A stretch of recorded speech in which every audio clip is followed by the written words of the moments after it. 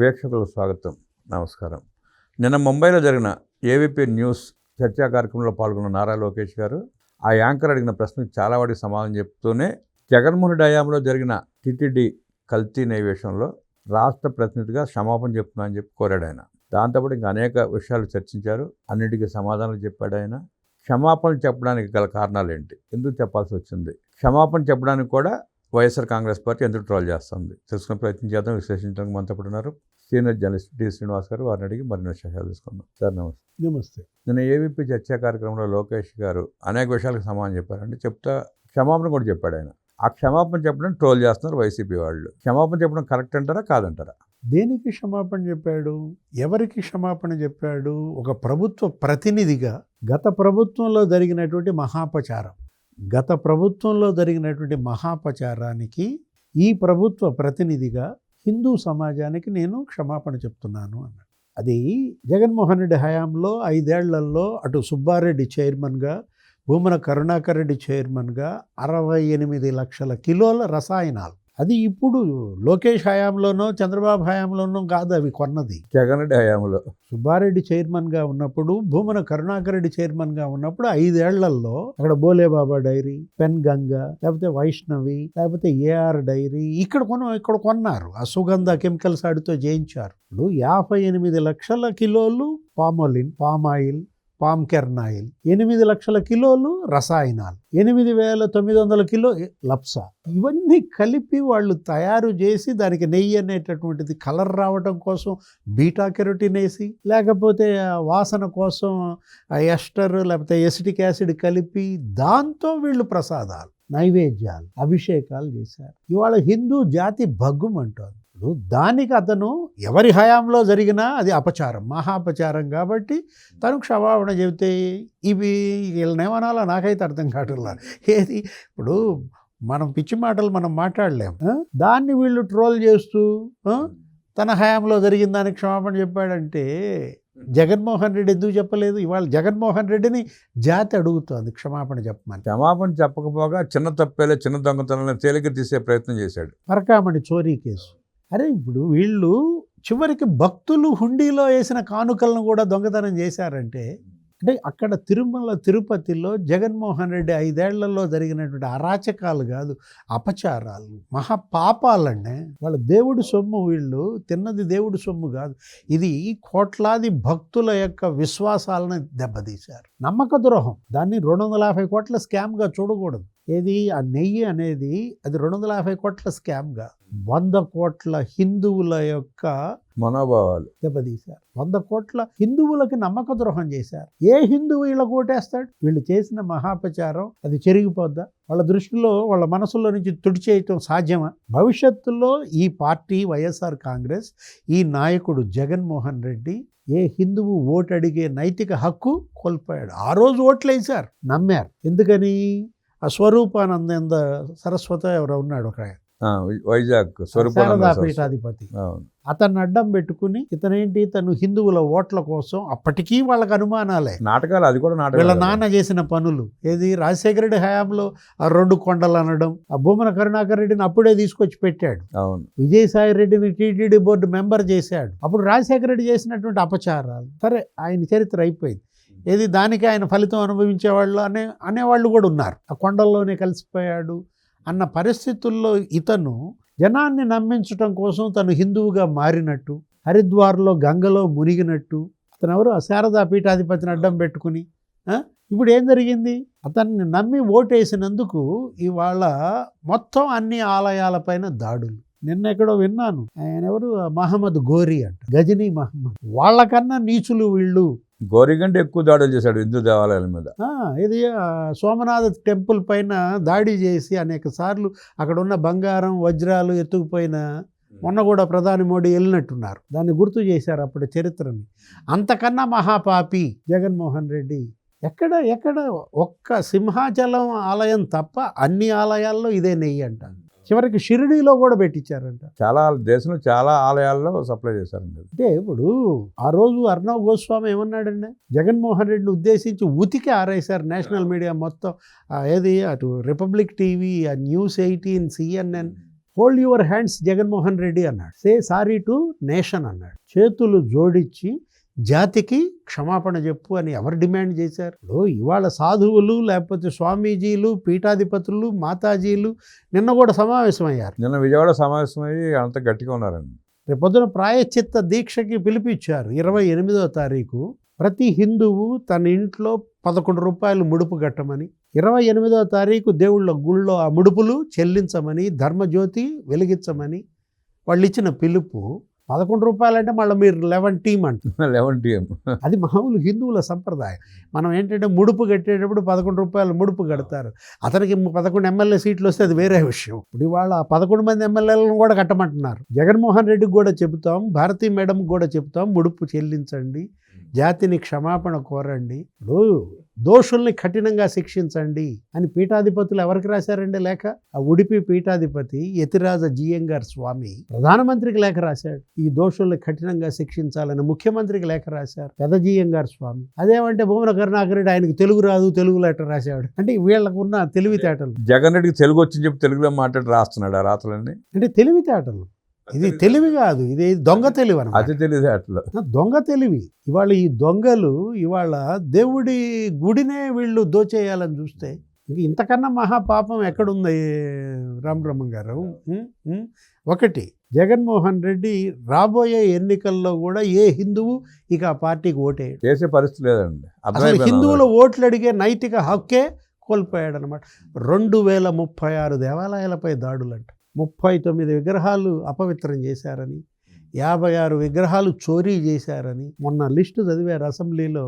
ముఖ్యమంత్రి చంద్రబాబు స్క్రీన్ మీదే చూపించారు. అదేమంటే చంద్రబాబు క్షమాపణ చెప్పాలంటున్నారు. ఎదురుదాడి. ఎందుకు చంద్రబాబు క్షమాపణ చెప్పాలి? సిట్ వేసినందుక? అంటే వీళ్ళు ఏం మాట్లాడినా ఆయన మాట్లాడగా సమాధానం చెప్పడం అని చెప్పి ఆయన మీద దాడి చేస్తున్నారు, ఎదురుదాడి. ఇప్పుడు ఈ కల్తీ బయట పెట్టినందుక, లేకపోతే ఇవాళ దోషులందరినీ జైలుకు పంపిస్తున్నందుకు క్షమాపణ చెప్పాలా? ఏంటి జగన్మోహన్ రెడ్డిని అరెస్ట్ చేయకుండా ఇప్పుడు దాకా ఉండటం కోసం క్షమాపణ చెప్పాలి. ఇక్కడ ఒకటి, పెద్ద మనసుతో చిన్నోడైన లోకేష్ ఇవాళ ఏంటి, అతను తప్పు చేసినా కానీ నేను ఇప్పుడు ఆ ప్రభుత్వంలో ప్రతినిధిగా ఉన్నాను కాబట్టి క్షమాపణ చెబుతున్నానంటే దాన్ని ట్రోల్ చేస్తున్నారంటే. సరే, ఆయన ఇంకొక సమాధానం కూడా చెప్పాడు ఆవిడ అడిగిన ప్రశ్నకి. నేను గల్లీ లీడర్నే కానీ ఢిల్లీ స్థాయికి వెళ్ళనని చెప్పి కూడా స్పష్టంగా చెప్పాడు ఆయన. అతనిలో ఉన్నటువంటి ఆ మెచ్యూరిటీ ఏది, నీ వయసు ఇంకా నీకన్నా ఒక 7-8 ఏళ్ళు చిన్నాడు, 10 ఏళ్ళు 11 ఏళ్ళు చిన్నాడండి. ఆ కుర్రాడికి ఉన్నటువంటి ఆ మెచ్యూరిటీ కూడా నీకు లేకపోతే, ఇప్పుడు ఒకటి తను స్పష్టంగా చెప్పాడు. ఎవరు ఆమె అడిగింది ఏమని, ముఖ్యమంత్రి ఎప్పుడవుతారనో ఏదో. సీఎం పదవి నేను అవ్వటం ఏంటమ్మా, ఆయన 75 ఏళ్ల యువకుడుగా ఉన్నాడు. ఇవాళ క్వాంటమ్ కంప్యూటింగ్ గురించి ఆయన మొత్తం అంతా చెబుతుంటే నేను బల్ల కింద చాట్ జీపీటీలో చూసుకోవాల్సి వచ్చింది అంటూ వాళ్ళ నాన్న గురించి మాట్లాడుతూ ఏమని చెప్పాడు, ఇవాళ నేను ఢిల్లీ పాలిటిక్స్ నాకు అది కుదరదు, నేను గల్లీ పాలిటిక్సే నాదంటూ నేల విడిచి నేను సాము చేయను, నా గ్రౌండ్ ఇవాళ జనంలో ఉంటున్నాడు. అవును, నిత్యం జనంలో ఉంటాడు. ప్రజా దర్బార్ పెడతాడు, ప్రతి ఒక్కళ్ళని పేరు పేరున పలకరిస్తాడు, వినతి పత్రాలు తీసుకుంటాడు, ఎవరికే కష్టం వచ్చినా అండగా ఉంటాడు. ఇప్పుడు నిన్న చూసాం మనం, ఆమె ఎవరో చిన్న బిడ్డ, సంవత్సరం కూడా లేదు, పునర్విక. అరే 16 కోట్లు ఇంజెక్షన్ అవుద్దంటే వాళ్ళు 10 కోట్లు క్రౌడ్ పుల్లింగ్ ఫండింగ్ ద్వారా తెచ్చుకుంటే 6 కోట్లు నాది బాధ్యత అన్నాడు. మీరు ఇంకెవరిని అడగాల్సిన పని లేదంటూ ఆ బిడ్డకి భరోసా. ఇప్పుడు ఒకటి, అతనే కాదు ఎవరికైనా సరే, ఇప్పుడు వైఎస్ఆర్ కాంగ్రెస్ పార్టీ వాళ్ళు అతన్ని ట్యాగ్ చేస్తున్నారు. ఇప్పుడు మొన్న జగన్మోహన్ రెడ్డి జోగి రమేష్ ఇంటికి వెళ్తే అక్కడ ఎవరో చచ్చిపోయాడు, గుండెపోటు వచ్చి. ఆ చిట్టియాల వైసీపీ ప్రెసిడెంట్ ఎవడో ఉన్నాడు, పార్టీ ప్రెసిడెంట్ రాంబాబు. వాళ్ళు ఏదో జగన్మోహన్ రెడ్డిని హెల్ప్ అడుగుతూ ఈయనకు కూడా ట్వీట్ చేస్తే, మా ఆఫీసు నిన్ను సంప్రదిస్తుంది, మీకు ఇవ్వాల్సిన ఇది ప్రభుత్వ పరంగా ఏర్పాట్లు చేస్తామని అతను స్పందిస్తే, ఎక్కడ గాలి పోద్దో అని అప్పుడు 2.5 లక్షలు ఇస్తున్నాను అన్నాడు. అది ఇచ్చాడో లేదో ప్రకటన చేసాడు, ఎక్కడ ఇచ్చిన పాపన పోలేదు. ఆ బుడమేరు పొంగితే 1 కోటి రూపాయలు ఇచ్చానన్నాడు. అసలు పైసా ఇవ్వకపోగా మేము పాల ప్యాకెట్లు పంచామని చెబుతున్నాడు బొత్స సత్యనారాయణ శాసన మండలిలో. అంటే జగన్మోహన్ వాటర్ ప్యాకెట్లు పంచి పాల ప్యాకెట్లు పంచామని చెప్పాడు. జగన్మోహన్ రెడ్డికి వాళ్ళ లోకేష్కి ఎంత తేడా ఉంది. ఇప్పుడు మీ నాన్న చనిపోయాడు రాజశేఖర్ రెడ్డి, నువ్వు పెట్టావు వైఎస్ఆర్ ఫౌండేషన్, ఏం చేసావు దాంతో? ఎవరికన్నా పిల్లికి బిచ్చం పెట్టాడా?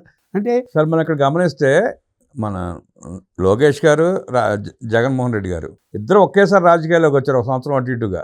ఎంత పరిణితి చెందాడో లోకేష్ ఆయన చర్యల ద్వారా, ఆయన మాట్లాడే తీరు ద్వారా, కార్యక్రమాల ద్వారా తెలుస్తూ ఉంది. జగన్ రెడ్డి ఎంత విధ్వంసం చేశాడో ఆయన కార్యక్రమాల ద్వారా తెలుస్తూనే ఉంది. ఇంకా లోకేష్ గారితో పోల్చుకుని జగన్మోహన్ రెడ్డి ఏం సాధిద్దామని చెప్పి ఆరాటపడుతున్నాడు, ఒప్పులాటపడుతున్నాడు, అర్థం కావట్లా. అసలు ఎక్కడండి పోలిక? లోకేష్ ఎక్కడ, జగన్మోహన్ రెడ్డి ఎక్కడ? ఇప్పుడు అతను విద్యాధికుడు, స్టాన్ఫోర్డ్లో చదువుకున్నాడు, వరల్డ్ బ్యాంక్లో పనిచేశాడు. వాళ్ళకి సంస్కారం లేకపోతే బాధితులను ఆదుకునే గుణం అది పుట్టుకతో వచ్చింది. ఏది వాళ్ళ నాన్న, వాళ్ళ తాత, వాళ్ళమ్మ ఎన్టీఆర్ చారిటబుల్ ట్రస్ట్ ద్వారా ఎంత సహాయం చేస్తున్నారంటే, బ్లడ్ బ్యాంకులు, స్కూల్స్, అంటే ప్రభుత్వంతో ప్యారలల్గా ఒక ట్రస్ట్ ద్వారా వాళ్ళు చేస్తున్న సేవ, రక్తదానాలు, ప్రాణదానాలు, ఎవరికైనా ఉద్యోగాలు ఇప్పించటం, చదువు చెప్పించటం. మరి నువ్వు జగన్మోహన్ రెడ్డి, నీకు బోల్డ్ సంపద ఉంది, కుబేరుడివి, లక్షల కోట్ల సంపద. ఎవరికన్నా ఒకళ్ళకి ఫీజు కట్టాడని కానీ, ఒకడికి పెళ్లి చేసినాడని కానీ, ఒకళ్ళకి ఉద్యోగం వేయించాడని కానీ ఏం చేసుకోని ఆ సంపద? చివరికి చెల్లి ఆస్తు కూడా లాక్కున్నాడు. చెల్లి ఆస్తి లాక్కున్నాడు, తల్లిని బయటికి వెళ్ళగొట్టాడు, తల్లిపై కేసులు వేయడము. ఇవాళ జనంలో చర్చ ఏది? ఒక నాయకుడిగా ఇవాళ ఏంటి, ప్రజలకు అతను ఒక మోడల్గా ఉండాలి, ఒక నమూనాగా ఉండాలి, ఆదర్శంగా ఉండాలి. ఇది ఎక్కడికి గోలండి? అంటే ఆదర్శంగా కొంతమంది ఫాలో అవుతున్నారండి. జగన్మోహన్ రెడ్డి గంజాయి అమ్ముకోవడంలో, జేబులు కొట్టడంలో, దొంగతనాలు చేయడంలో, మట్టలు చేయడంలో అవన్నీ ఆదర్శంగా తీసుకుని వెళ్ళేవాళ్ళు ఉన్నారు. అంటే రప్ప బ్యాచ్ ఉన్నారు జగన్కి ఆదర్శంగా పనిచేసేవాళ్ళు. రక్తంతో హోలీ ఆడతారా? అంటే ఇప్పుడు ఒకటి క్రిమినల్స్ అంబాసిడర్గా జగన్మోహన్ రెడ్డి ఇవాళ ఏంటంటే, ఇవాళ నేరస్తులందరికీ అతను ఒక రక్షకుడిగా. అరే తెనాల్లో వాళ్ళెవరో గంజాయి బ్యాచ్, పోలీసు వాళ్ళు వాళ్ళని కొట్టారు, వెళ్ళి వాళ్ళ తరపున మాట్లాడతాడు. తెనాలి పోయి ఆ గంజాయి బ్యాచ్కి మద్దతుగా నిలబడి, చంద్రబాబు నిన్ను కూడా ఇట్లా కొడితే అంటాడు. అంటే అసలు నువ్వు ఎవరికి, నువ్వు అసలు లీడర్వి? గంజాయి బ్యాచి లేకపోతే బ్లేడ్ బ్యాచి, ఒక గ్యాంగ్ లీడర్గా ఉన్నాడు తప్ప రాజకీయ నాయకుడి లక్షణాలు కానీ స్పష్టంగా ఎక్కడ లేదండి. లీడర్ అనే పదం కూడా అనవసరం. ఒక ముఠా నాయకుడు. ఇదెక్కడి ఇదండి అసలు? ఇప్పుడు ఒకటి ఈరోజు లోకేష్ బాబు ఎక్కడున్నాడు? ఆ బ్లూ స్టార్ ఏదో హెల్త్ కేర్ ఏదో దానికి ఇవాళ ఫౌండేషన్ వేస్తున్నారు. Blue jet health care products and pharma company. వాళ్ళ తను ఒక 2,000 కోట్ల పెట్టుబడి, ఒక 2,000 మందికి ఉపాధి. రేపొద్దున 7వ తారీఖు ఆర్సిలార్ మిట్టల్ స్టీల్ కంపెనీ అంట ఫౌండేషన్. ప్రధాని మోడీ వస్తారంటున్నారు. అరే ఇప్పుడు గతంలో మనం చూసాము, 2024లో వాళ్ళతో కలిశాడు ఆర్సిలార్ మిట్టల్ స్టీల్ కంపెనీ. ఎక్కడో వేరే రాష్ట్రంలో పెడదామనుకున్న దాన్ని ఆంధ్రప్రదేశ్లో పెట్టమని వాళ్ళకి ప్రోత్సాహకాలు ఇచ్చి వాళ్ళు ఆశ్చర్యపోయారు. మిట్టల్ స్టీల్ కంపెనీ యజమానే అన్నాడు, అసలు 3 నెలల్లో మాకు భూమి కేటాయించారు. ఇప్పుడు 14 నెలల్లో వాళ్ళకి అసలు ఎన్విరాన్మెంట్తో సహా అన్ని అనుమతులు అన్నీ అయిపోయింది. ఇప్పుడు ఇవాళ పెట్టుబడులు, ఇవాళ లోకేష్, మరి చంద్రబాబు అసలు ఇవాళ వెల్లువెత్తుతున్నాయి ఆంధ్రప్రదేశ్. ఇన్వెస్ట్మెంట్ డెస్టినేషన్గా ఆంధ్రప్రదేశ్. 24 లక్షల కోట్ల పెట్టుబడులు అంటండి 20 నెలల్లో ఇవాళ గ్రౌండ్ అవుతున్నాయి. మరి MOUs ఉన్నాయి. ఇప్పుడు అందులో కూడా 10 లక్షల కోట్ల పెట్టుబడులు విశాఖపట్నమే. నువ్వేం చేసావు? విశాఖపట్నం భూములు దోచుకున్నాడు, ప్రభుత్వ ఆస్తులు తాకట్టు పెట్టుకున్నాడు. అక్కడ ఋషికొండలో ప్యాలెస్ ఎందుకు పనికిరాంది? ఏం చేయను అసలు ఆ ప్యాలెస్. ఇవాళ అదొక వైట్ ఎలిఫెంట్గా. అంటే ఎవరో ఒక డిజైనర్కి లాభం చేయటం కోసం 600 కోట్లు అక్కడ బుగ్గి చేసావు. జగన్మోహన్ రెడ్డి ఇవాళ ఏంటంటే, నాయకుడు ఎలా ఉండకూడదో అలా ఉన్నాడు, ఒక మోడల్గా. నీకు ఇచ్చారు అవకాశం ప్రజలు, కానీ పరిశ్రమల్ని తరిమేశావు. నిన్న భరత్ చెప్తున్నాడు, మంత్రి భరత్, దగ్గర జగన్ 5 ఏళ్లలో మరి 900 పరిశ్రమలు పారిపోయినాయి అంట. లిస్టు చదివాడు RBI నివేదిక. 980 పరిశ్రమలు జగన్ 5 ఏళ్లలో ఇక్కడ ఇదే రాష్ట్రం వదిలిపెట్టి పారిపోయారంట. అంత అరాచకం చేసి నిన్న ఇక్కడ స్టేట్మెంట్ ఇచ్చాడు. మళ్ళీ నేను 30 లక్షల MSME ఉద్యోగాలు తీసుకొచ్చాను, 6 లక్షల ప్రభుత్వ ఉద్యోగాలు వచ్చాయని చెప్పుకుంటున్నాడు. ఇదే ఇక ఏది మసిబూసి మారేడుకాయ చేయటం, అబద్ధం తిమ్మిని బిమ్మి చేయటం అనమాట. మొన్న క్యారియర్ రిఫ్రిజిరేటర్స్ ఏసీస్ మొన్న ప్లాంట్ ఒకటి స్టార్ట్ అయింది కదండి, రాయలసీమలో శంకుస్థాపన చేశారు. 50 ఎకరాలను తలాట్ చేశారు శ్రీ సిటీలో. దాన్ని ప్రస్తావిస్తే ఏసీ కంపెనీలు మొత్తం మేమే తీసుకొచ్చాం, మామూలుగానే దేశంలో తయారయ్యే ఏసీలు 45% ఇక్కడ తయారవుతుందని చెప్పి నేను స్టేట్మెంట్. ఇప్పుడు LG ఇతనే తెచ్చాడంట, అన్ని తనే తెచ్చాడంట. ఇప్పుడు వాళ్ళు ఏంటి, భోగాపురం నేనే చేశానంటాడు, అన్ని నేనే అంటాడు. లేకపోతే ఇప్పుడు క్రెడిట్ చోరీ అనో ఏదో అంటాడు ప్రతిదానికి. జగన్ క్రెడిట్ ఏంటి? కాదంబరి జత్వాని కిడ్నాప్. జగన్ క్రెడిట్ దాన్ని ఎవరన్నా చోరీ చేయగలరా? అతనెవరో పారిశ్రామికవేత్త, అతని మీద ముంబైలో అమ్మాయి ఏదో కేసు పెట్టింది, నీకేంటి సంబంధం, నువ్వు వాళ్ళ మధ్య నువ్వేంటి, అతనికి ఏదో నీ ఫ్రెండ్ అని చెప్పి అతన్ని కాపాడటం కోసం ఇక్కడ ఆమె పైన తప్పుడు కేసులు పెట్టి పిఎస్ఆర్ ఆంజనేయుల్ని వాడుకుని ఇవాళ మొత్తం వాళ్ళు 3 సస్పెండ్ అయ్యారు, ఒకడు జైలుకి వెళ్ళాడు.